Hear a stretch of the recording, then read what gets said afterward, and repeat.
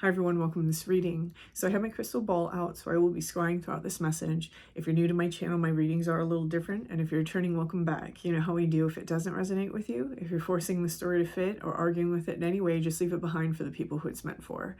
So channel members, you do have a collective message that posted yesterday, so check that out. If you're interested in channel memberships, there's a link in the description box below. So let's go ahead. I'm going to go ahead and tune in because I did open up to receive some of this information earlier during my meditation session. Okay, taking a step aside and allowing Spirit to pass through me. Opening up to receive information. Okay. So when I first opened up for this message, they showed me a bottle, and inside of this bottle was black liquid. And the black liquid, it wasn't just like ink, like it had a very heavy feeling to it. It felt very icky, honestly. And it also felt very old. It felt very old. And I watched a knife being dipped into the glass vial by a hand, and then the hand withdrew the knife. And I saw the knife being placed over a person's head, and this ink just drip down, or like whatever this is, drip down onto this person's head. And this really gave me the vibe of Samael, which if you're unfamiliar with that particular angel, the name means venom or poison of God.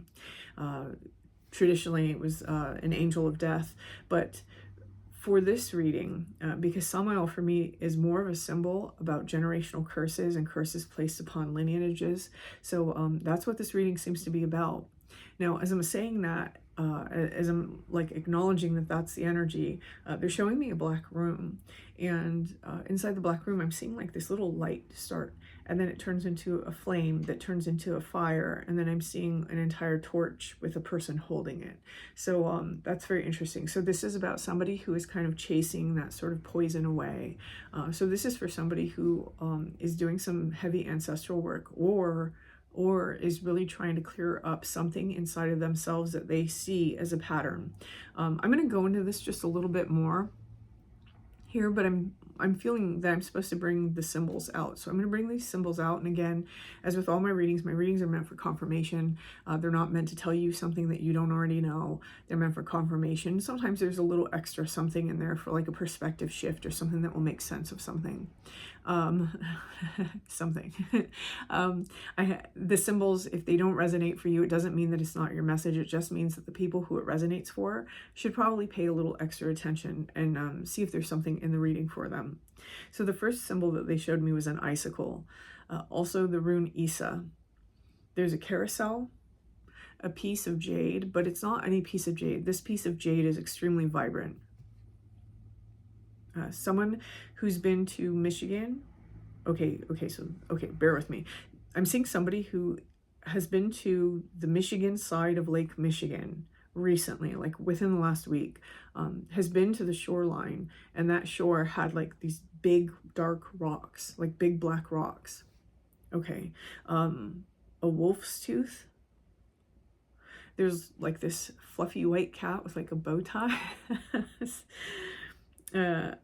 Okay, I don't know what to call this. It's like I want to say macrame chandelier, but it's really just like a light that has this macrame thing over it. I'm gonna roll with macrame chandelier. That sounds super boho glam, so I'm down. That's what we're gonna call it, a macrame chandelier. And then somebody is like coiling copper, and it has something to do with trying to create a field, trying to create like a electromagnetic field of some kind. Yeah, we're leaving that there. Okay. So with this message, if you're unfamiliar with generational curses, I'm being told to like express this for some reason. It can manifest in various ways, right? It can manifest as like an addiction, mental illness, tragedies that keep repeating throughout your family, you know, in an uncanny way, right? Toxic cycles. And for some of you, especially those of you who know that witchcraft runs in your family, it can manifest as a familial entity that hasn't been mastered. And that's kind of the important part there, is it hasn't been mastered. We master it by mastering ourselves and mastering our own power.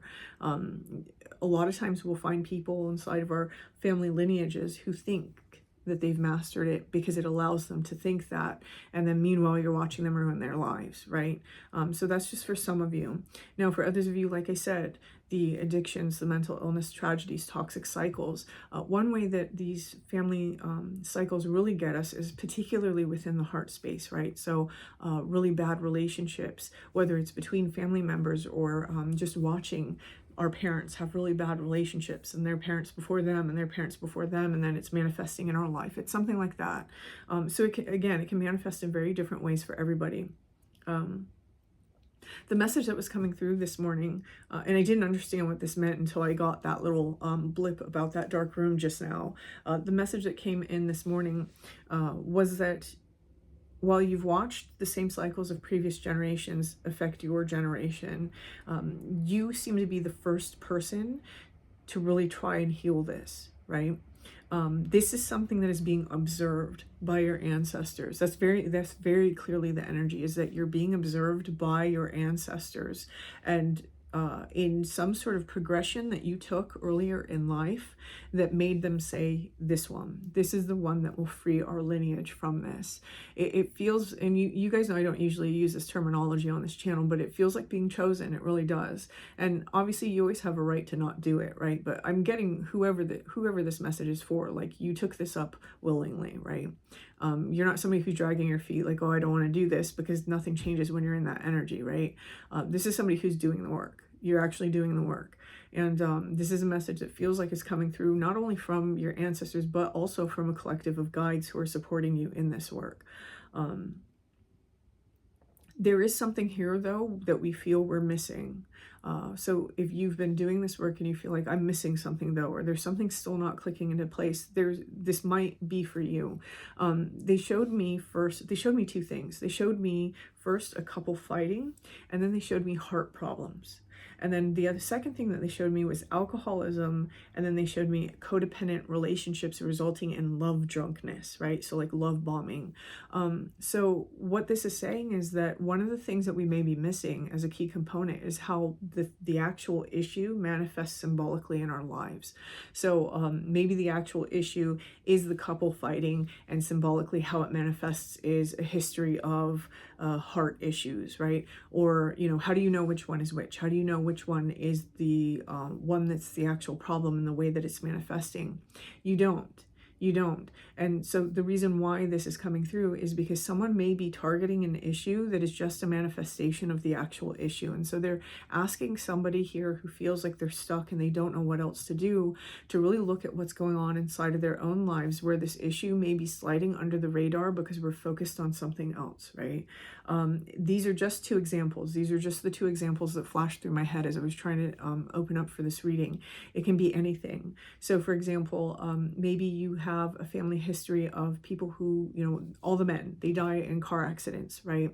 And you think that's the issue. And so you're trying to do ancestry work, and you're trying to work with your ancestors and do like past life regressions and all these different things in order to try to heal whatever this is. And meanwhile, in your own life, maybe you allow your masculine energy to take control of certain things in certain situations and really self-sabotage you. That's how it may be symbolically being represented, and that may be the true issue, not this thing that's happening in the 3D, right? So there's something here to do a little hunt about, finding the way that something is actually manifesting for us, and then finding its symbolic counterpart that is going to be noticeable in our own lives. Because again, it seems to be flying under the radar because we're so focused on this other thing that we think it is. And that's just for some of you. Okay, and so then there's a very clear message that came through when it was towards the end of this meditation. And okay, well, they're telling me to pull some cards first. Okay.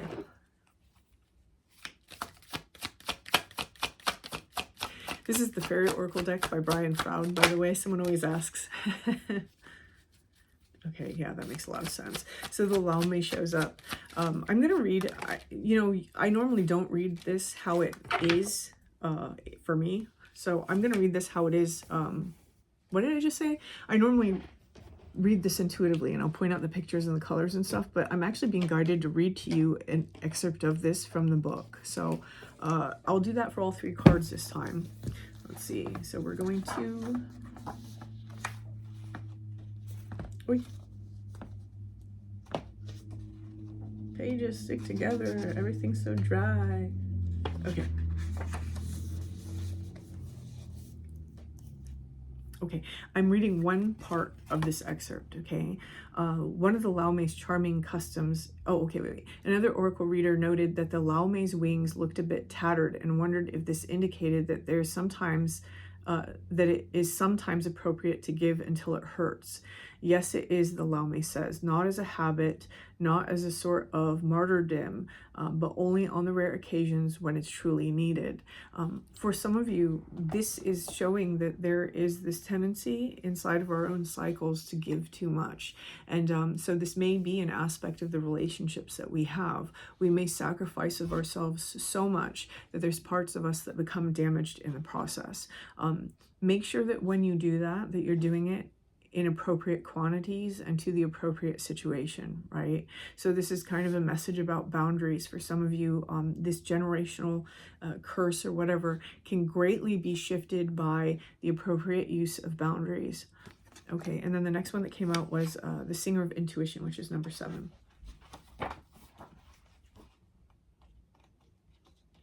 Okay, I'm only reading one part of this. Okay. Okay, someday as we evolve and grow, we will be able to hear more and more of this song and to the song of intuition, and to base our actions and choices on greater knowledge. So what this is essentially saying here is that there's some situation inside of our lives where we have to have better boundaries. Sometimes the boundaries that we need to have are with ourselves, right? Our correct action, our correct behavior. Sometimes it's with people around us, but there's something that we're giving too much energy to. Again, in the case of like addictions, for example, maybe there's a substance we're giving too much energy to, and this may reflect how we're giving too much energy to other people, or we're giving, you know, whether it's in person or just sitting around stewing about things, right? There's something here that we're giving too much to.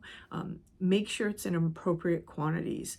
Here, as we navigate that appropriateness and we have better boundaries, we become better at listening to our own intuition, which will then be able to guide us the rest of the way in whatever this is. We have this card is the last card. It's 54, Epona's Wild Daughter. And let's see.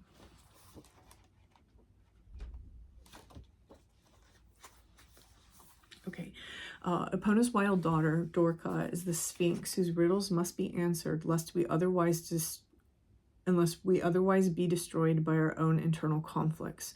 And that feels like one of the reasons why someone actually started on this journey, is because we were realizing what we were doing to ourselves. And we didn't want, you know, for some of you, if you're parents, you didn't want your children to have to suffer the same way.